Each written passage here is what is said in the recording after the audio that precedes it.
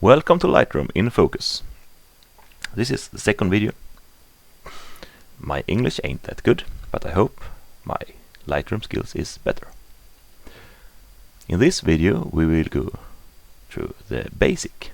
We will import files, we will develop them, and we will export them.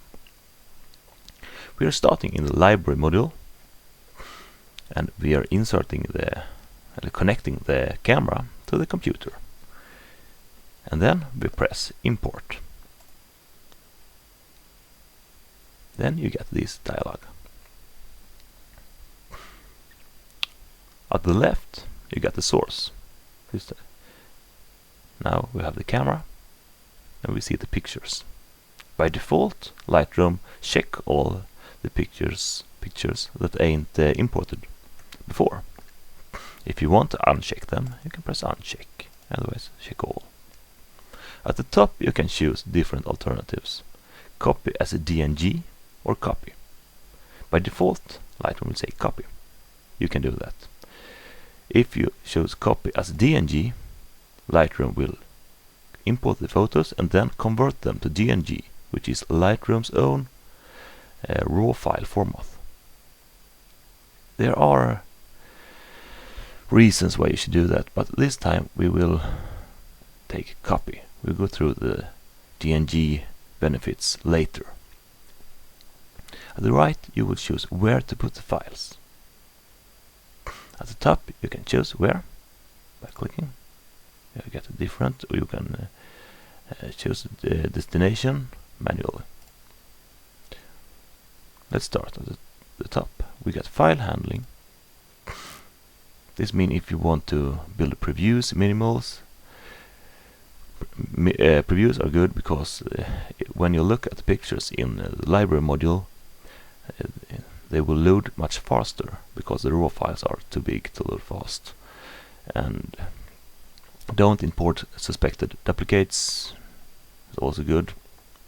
Let it be checked as it is default. Then we got file renaming. If you want to rename the files from this standard camera name to something else, you check it and you write your custom name. We won't do that either. Apply during import. If you want to apply something, maybe you want to apply a preset to the pictures, you want to make all of them black and white, or you want to add some keyword or metadata, you can do it here. We won't do that now. It's not that important, but it's good to know that the opportunity are there for making it. Destination. By default it will be by date, and then Lightroom want to name it the year, and then slash the year, the month, and the date. If you want that, it's okay. I do it into subfolder, and I change it to in one folder. No, yes, I do into one folder, just excuse me. And then I got the year, and then I write my own name here,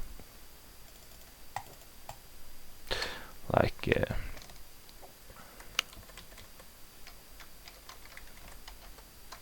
2016 January 29, and then I add some text that is matching it.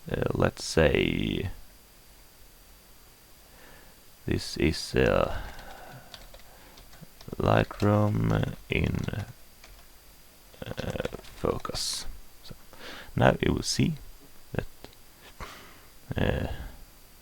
the new folder is in lightly gray here, and after that you just press import, and the photos will be imported into your computer, and you have this bar, progress bar. You can see it will take some time if you have got a lot of photos, and that's a reason to buy good memory cards, fast and good. Not only because the camera needs them, because the importing part of it will be faster. So 2 or 4. Yes, now we got them, all 4 pictures. You can see them here and here. And if you go to folders, to 16, and then we got Lightroom In Focus. Now we go into the development module. Bam. If you want to use some presets and things, it may be good to have this open, but I got a small screen, so I'm closing it down by pressing this arrow. I will do the same thing down here. And if you put the mouse over the arrow, it will come back. Now we will do some basic editing. Okay, this image was already a bit developed, I saw. So if we want to reset it as original, we press reset down here. Here we get it, reset. And the first thing we do then is go into the crop tool. And here you have different settings, like the aspect, if you want original, or you maybe want 5:7, or 1:1, if you want to publish it on Instagram, for example. And if you want to do it really custom, you can unlock it, and then you can pull the cropping both horizontal and vertical. So we do this. Let's put it there, why not? And then we have the angle. If we want to, oops, if you get a landscape and want the horizon line straight, why not? And if you want, you can press the O and get different kinds of composition help, guidelines. You get the, yes, why not, the golden roll, and you get, yes, different kinds. I usually use it like rule of thirds. It's a good basic guideline. Put anything in these in sections and it will be a good picture, you can say. And then when I'm happy, I press the crop tool again. We won't use this once this time. We go directly into the basic. This is what I do first in all pictures, more or less. Then we want to start with the color temperature. You can do it by raise this or lower this one. If you want to reset it, you just double click the setting. You also got this eyedropper, which is really good. If you click at a neutral color like gray, white or black, Lightroom will adjust the color temperature after this. I click on the aluminium and you get a good temperature. And then we go down. If the picture is blown out or underexposed, we can change the exposure up and down and reset by clicking the mouse. The contrast, if you want to put it up or down. But after setting the exposure, I go down to black and whites. What you do here is you say where should it be all black and where should it be all white. A tip here is to hold down Alt, or I guess Command on Mac, and then we start with black. I hold down Alt, press the key, and I move it until I see some black spots. And then I hold down Alt and move the white until I see a white spot. Not as much as the black, because you don't want to blow it out, but you almost always want a white spot in the picture.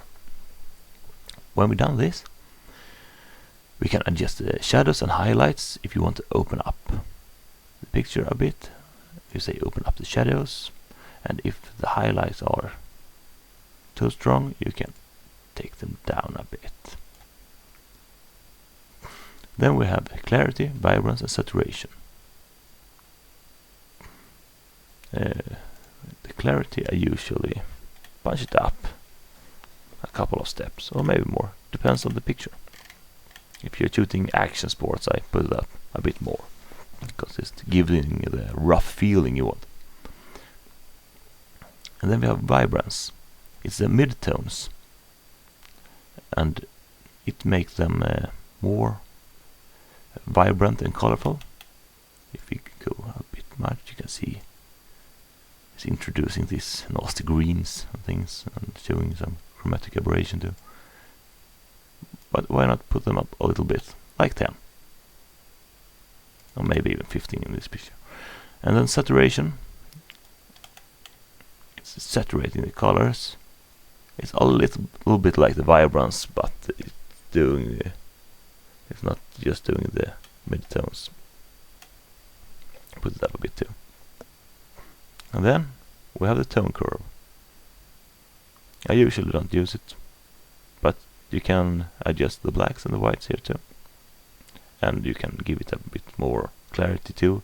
If you want to make it like a S-curve, you get a bit more clarity. This time we won't use it, but I will have a video soon about this. The next thing I do, if I don't want to do some special things like split toning and adjust selective colors, I go down to details. If you're shooting raw, which I recommend, you always have to go down to details and sharpen the picture. Here you get a zoomed in picture. You can use this tool to choose but why do that when you just can click with the mouse and you get zoomed in 1:1? If you want to be zoomed in further, you click 2:1, but 1:1 is okay. It's 1 pixel at the photo, will be 1 pixel at the screen. And now we will sharpen the picture. By default, Lightroom sharpening it by 25, but I usually raise it until I see too much grain. Will be when the sharpening tool will introduce too much grain. It's often like 60 or 70. If we do it too much here, you will see it will be really grainy.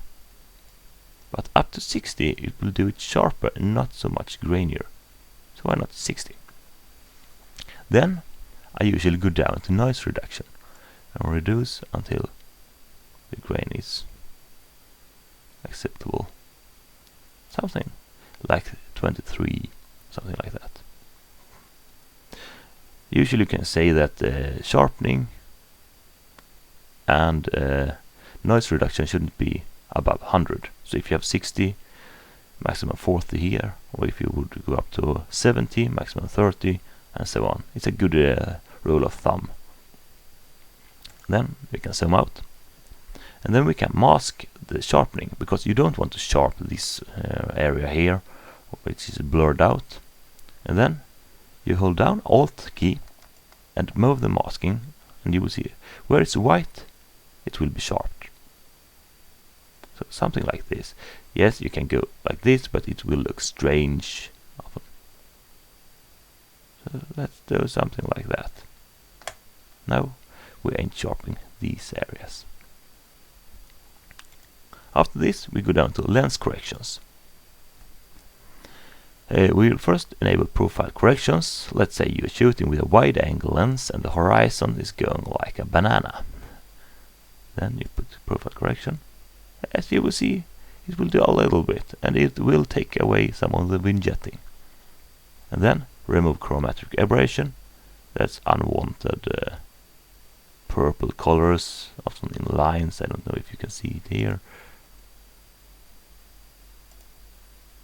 As not so obvious this time. And that's what I do here. Then we close it. Effects. Yes, if you want a vignette, you can do like that. Good in photos and things like that. Or you can go the other way and you will do a picture from the 70s. Something like that. It's good this time. Camera calibration, you don't have to worry about that. Lightroom will do it good. But if you get a camera where you need a special profile, you can use it here. But I don't use it. When we are happy with the image, we will export it. You can export from this module. You will export the picture that is marked. can go up to File and click on Export, or we do the other way. Go to Library, and you get the Export button. If you want to export many, you can make Control A.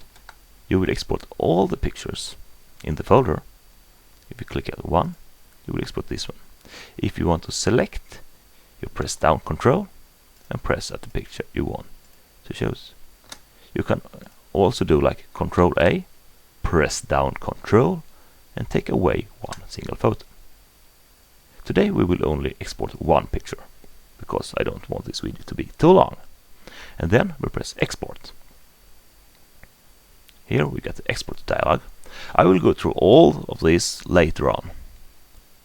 But today we will only use export location and file naming. Here you just export to a specific folder I use, and I have choose the desktop. You can choose. You can click at the desktop and choose it. And you see here the link. If you want to put it in a subfolder, you can put it in a subfolder. And the name, if you want to rename it, you click this box. You don't have to, and then it will be the original name. But you can rename to a custom name with a sequence after or something, but just a custom name. And this time, yes, why not Lightroom In Focus? And then we press Export. You see, the file will be exported. And now we have the file at the desktop. Here at the desktop you see Lightroom In Focus. Bam! Here we got the file. This was all from this video.